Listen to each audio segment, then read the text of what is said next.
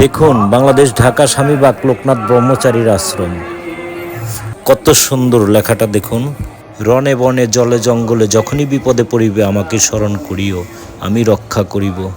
বাবার এই অমৃত বাণী দেখুন। তো চলুন আমরা একটু আশ্রমটা ঘুরে দেখি। আপনাদের সবাইকে দেখাই। দেখুন এখানে বাবা লোকনাথ ব্রহ্মচারী এসেছিলেন, এর জন্যই এই স্বামীবাগে আশ্রম হয়েছে। জয় বাবা লোকনাথ। দেখুন কত সুন্দর, পরিষ্কার, সত্যি খুব সুন্দর। এখানে আসলেই মনটা অন্যরকম হয়ে যায় সত্যি। জয় বাবা লোকনাথ। বাবার মেন বিগ্রহটা আমরা আগে দেখি, চলুন তাহলে। তো ভিডিওটা শেষ পর্যন্ত দেখবেন, আশা করি ভালো লাগবে। আমি সবই ঘোরায় দেখাচ্ছি আপনাদের। এটাই হলো বাবার মেন মন্দির, মেন বিগ্রহ। আমি দেখাচ্ছি। দেখুন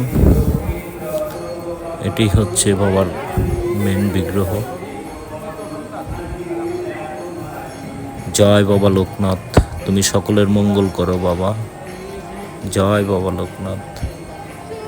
দেখুন আমি কাছে এনে দেখাচ্ছি, দেখুন আপনারা। জয় বাবা লোকনাথ, তুমি সকলের মঙ্গল করো বাবা।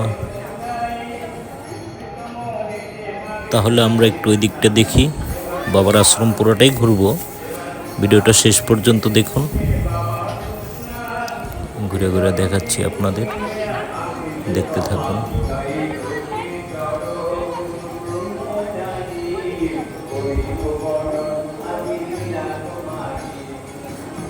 এখানে বাইরে বাবার মন্দির থেকে, আরেকটা মন্দির থেকে এই বিগ্রহটা আনা হয়েছে, স্টেজ করে এখানে বসানো হয়েছে।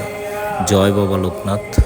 দেখুন কত সুন্দর করে ফুল দিয়ে বাবার এটাকে সাজানো হয়েছে। জয় বাবা লোকনাথ।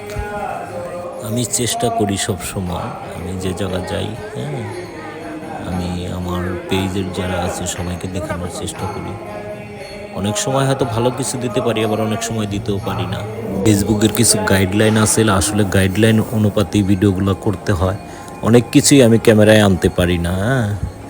তো দেখা গেছে যে আনলে পরে হয়তো আমার পেজটা আবার সমস্যা হইতে পারে, এর জন্য অনেক কিছুই পেজে আনি না। তার কারণ যে কোনো কোম্পানির একটা গাইডলাইন থাকে, অতএব গাইডলাইন অনুপাতে চলাটাই সবচেয়ে বেটার। দেখুন কত সুন্দর। জয় বাবা লোকনাথ, তুমি সকলের মঙ্গল করো বাবা। এই মন্দিরগুলো পরে হয়েছে, আমরা অনেক আগে আসতাম এখানে, তখন এই মন্দিরগুলো ছিল না, শুধুমাত্র ওই বাবার মেন বিগ্রহটাই ছিল। দেখুন